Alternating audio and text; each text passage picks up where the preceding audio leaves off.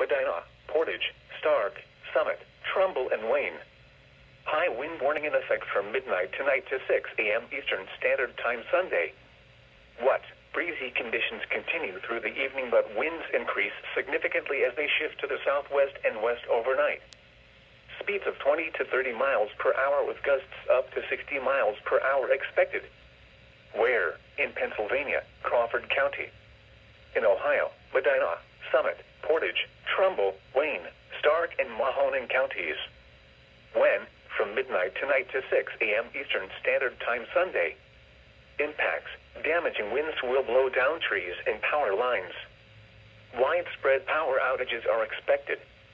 Travel will be difficult, especially for high-profile vehicles. People should avoid being outside in forested areas and around trees and branches.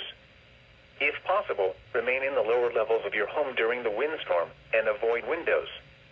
Use caution if you must drive. The current time is